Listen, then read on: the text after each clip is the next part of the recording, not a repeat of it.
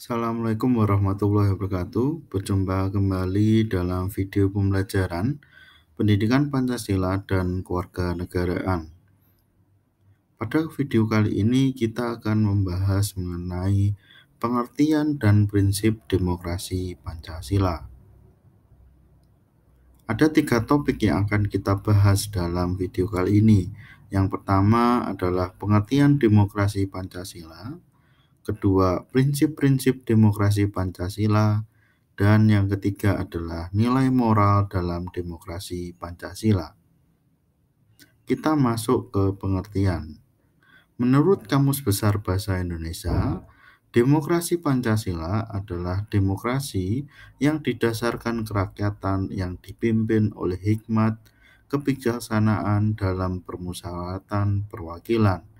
Ini memberi kesan bahwa demokrasi Pancasila hanya berfokus pada satu prinsip dasar, yaitu sila keempat dari Pancasila, yaitu hikmah kebijaksanaan dalam permusyawaratan perwakilan. Jadi, landasan dasar utama dalam demokrasi Pancasila adalah terdapat dalam sila keempat.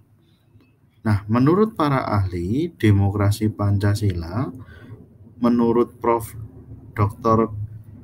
Andes Noto Nugroho menyatakan bahwa demokrasi Pancasila adalah kerakyatan yang dipimpin oleh hikmat kebijaksanaan dalam permusyawaratan perwakilan yang berketuhanan yang Maha Esa, yang kemanusiaan yang adil dan beradab, yang mempersatukan Indonesia dan yang berkeadilan sosial bagi seluruh rakyat Indonesia. Jadi kalau menurut Profesor Noto Nugroho menyatakan bahwa demokrasi itu pencerminan dari kelima sila. Yang pertama memang dari sila keempat, kemudian sila ke-1, sila kedua, sila ketiga, dan terakhir adalah sila kelima.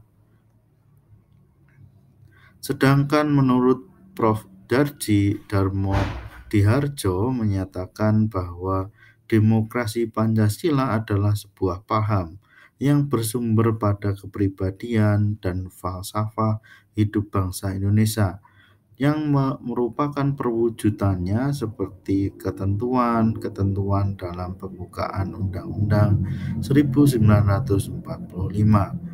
Jadi menurut Prof. Darji menyatakan demokrasi Pancasila itu sebuah paham yang bersumber dari dasar diri bangsa Indonesia dan diwujudkan dalam bentuk pembukaan Undang-Undang 1945. Sedangkan menurut Sri Sumartri menyatakan bahwa demokrasi Pancasila adalah kerakyatan yang dipimpin oleh hikmat kebijaksanaan dalam permusyawaratan perwakilan yang mengandung semangat ketuhanan yang Maha Esa, kemanusiaan yang adil dan beradab, persatuan Indonesia dan keadilan sosial.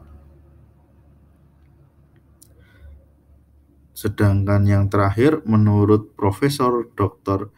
Hazairin menyatakan bahwa demokrasi Pancasila yaitu demokrasi sebagaimana telah dipraktekkan oleh bangsa Indonesia sejak dari dulu kala dan masih dijumpai hingga saat ini dalam kehidupan masyarakat hukum adat seperti desa, kerja, marga, nagari, wanua yang telah ditingkatkan ke taraf urusan negara. Jadi menurut Prof. Azairin ini menyatakan demokrasi Pancasila itu sudah ada dalam kehidupan sehari-hari masyarakat, sudah tercermin dalam kehidupan sehari-hari masyarakat dari dulu hingga sekarang, dan itu semuanya tergambarkan atau tercermin dalam hukum adat di dalam sebuah lingkungan masyarakat. Dan terakhir menurut Prof. Pamuji menyatakan bahwa demokrasi Pancasila itu mengandung 6 aspek.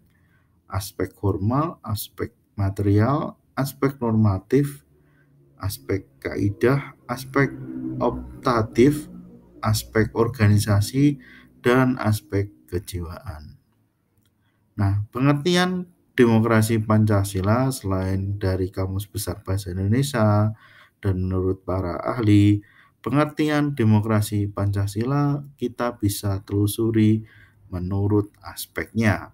Ada dua pandangan mengenai demokrasi Pancasila menurut aspeknya.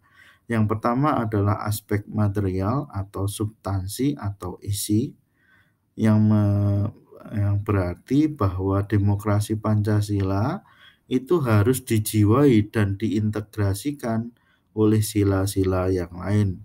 Karena itulah pengertian demokrasi Pancasila tidak hanya merupakan demokrasi politik, tetapi juga demokrasi ekonomi dan sosial.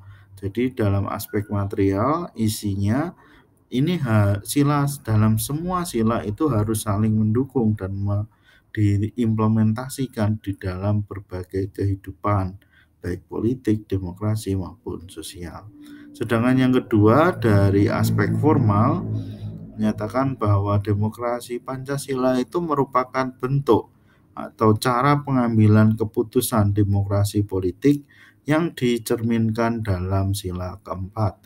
Jadi sudah dalam bentuk wujudnya ya. Kalau aspek formal berarti ya berkaitan dengan pelaksanaan demokrasi itu sendiri di dalam sebuah negara melalui pemilu, melalui musyawarah berdasarkan rakyat seperti itu. Sedangkan material ya Pancasila dalam kehidupan sehari-hari dituangkan dalam kehidupan sehari-hari. Tema yang kedua adalah prinsip demokrasi Pancasila. Prinsip demokrasi Pancasila ada 7. Yang pertama adalah persamaan bagi seluruh rakyat Indonesia. Kedua, keseimbangan antara hak dan kewajiban. Ketiga, pelaksanaan kebebasan yang bertanggung jawab secara moral kepada Tuhan Yang Maha Esa, diri sendiri dan orang lain. Keempat adalah mewujudkan rasa keadilan sosial. Kelima adalah pengambilan keputusan dengan musyawarah mufakat. Keenam adalah mengutamakan persatuan nasional dan kekeluargaan. Ketujuh adalah menjunjung tinggi tujuan dan cita-cita nasional. Tema yang ketiga adalah pilar demokrasi konstitusi Indonesia. Ada 10 pilar demokrasi Indonesia menurut Ahmad Sanusi. Pilar yang pertama adalah demokrasi yang berketuhanan yang Maha Esa. Seluk-beluk sistem serta perilaku dalam menyelenggarakan kenegaraan Republik Indonesia harus taat asas konsisten atau sesuai dengan nilai-nilai dan kaidah dasar ketuhanan yang Maha Esa. Jadi dalam penyelenggaraan pemerintahan, pelaksanaan kehidupan masyarakat harus harus sesuai dengan nilai-nilai maupun kaidah yang telah ditentukan oleh Tuhan Yang Maha Esa. Pilar yang kedua adalah demokrasi dengan kecerdasan. Artinya adalah mengatur dalam menyelenggarakan demokrasi menurut Undang-Undang Negara Republik Indonesia tahun 1945, bukan hanya karena keinginan naluri atau kekuatan otot ataupun kekuatan massa semata-mata. Tetapi pelaksanaan demokrasi itu justru menuntut kecerdasan rohani, kecerdasan rasional, dan kecerdasan emosional. Jadi demokrasi itu harus diterapkan dengan menggunakan kecerdasan yang ada di dalam diri kita, baik spiritual maupun non-spiritual, baik rasional maupun emosional. Pilar yang ketiga adalah demokrasi yang berkedaulatan rakyat. Artinya bahwa kekuasaan tertinggi dalam demokrasi ini harus berada di tangan rakyat. Secara prinsip, rakyatlah yang memegang atau memiliki kedaulatan itu.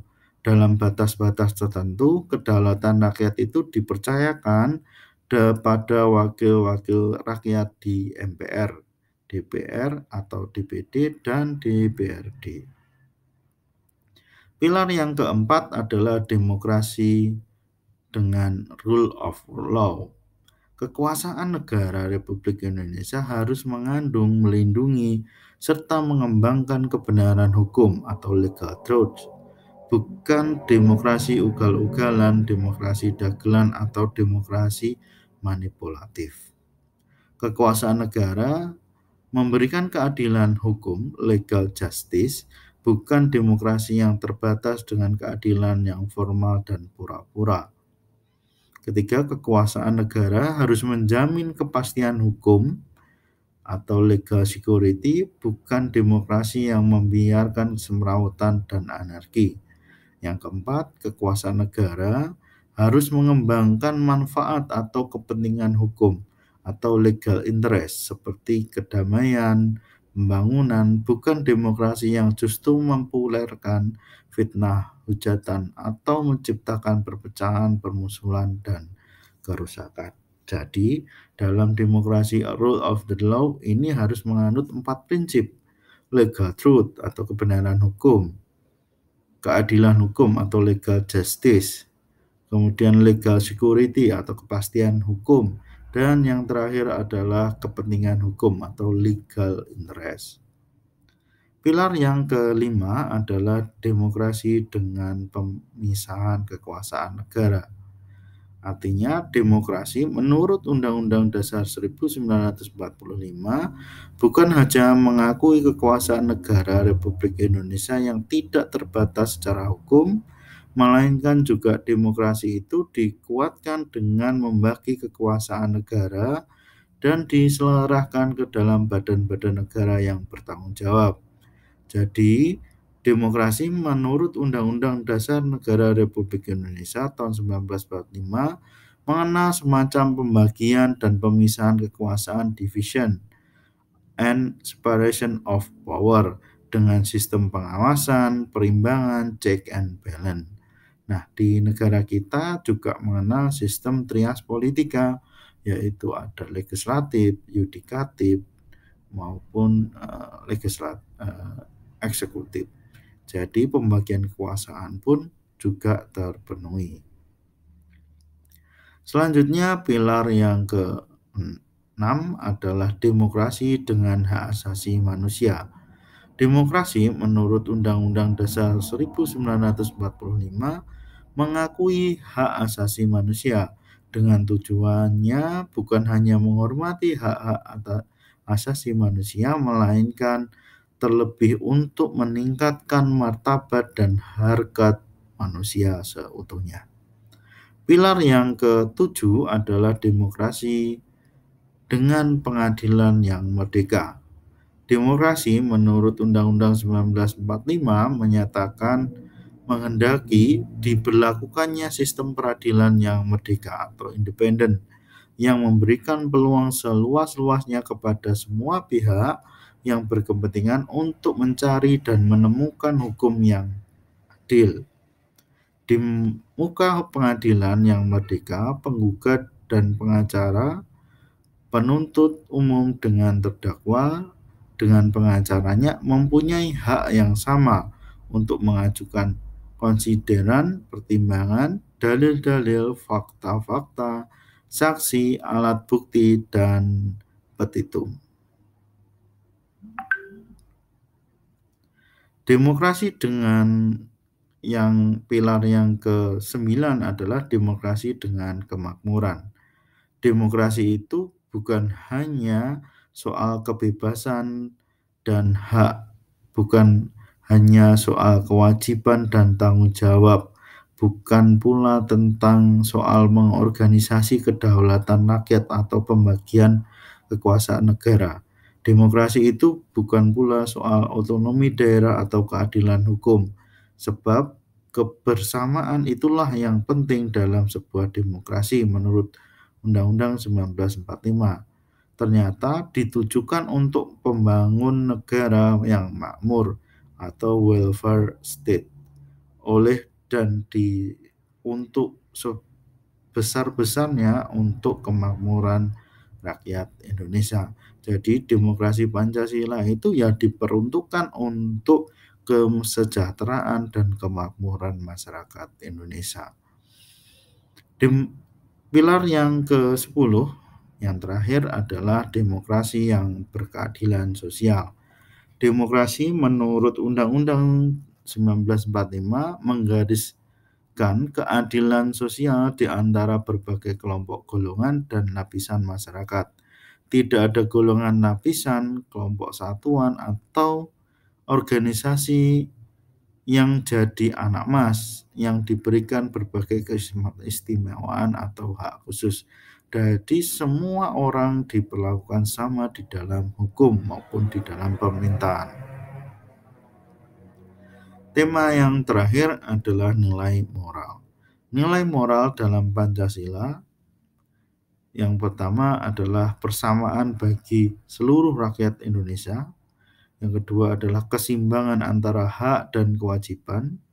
Yang ketiga adalah pelaksanaan kebebasan yang bertanggung jawab serta bermoral kepada Tuhan Yang Maha Esa, diri sendiri, dan orang lain. Keempat adalah mewujudkan rasa keadilan. Kelima adalah pengambilan keputusan dengan musyawarah mufakat. Keenam adalah mengutamakan persatuan nasional dan kekeluargaan. Dan terakhir adalah menjunjung tinggi tujuan dan cita-cita nasional. Nah, di dalam demokrasi Pancasila ini juga terdapat paham kekeluargaan dan gotong royong. Artinya bahwa di dalam demokrasi Pancasila ini tertanam 6 nilai. Yang pertama adalah kesejahteraan rakyat, yang kedua adalah mendukung unsur-unsur kesadaran berketuhanan Yang Maha Esa, yang ketiga adalah menolak ateisme, yang keempat adalah menegakkan kebenaran yang berdasarkan budi pekerti yang luhur, kelima adalah mengembangkan kepribadian Indonesia, keenam adalah menciptakan keseimbangan kehidupan individu dan masyarakat jasmani dan rohani, lahir dan batin, hubungan manusia dengan sesamanya, dan hubungan manusia dengan Tuhannya. Demikian video pembelajaran kali ini. Apabila ada kekurangan saya mohon maaf. Sampai jumpa dalam pertemuan minggu depan. Assalamualaikum warahmatullahi wabarakatuh.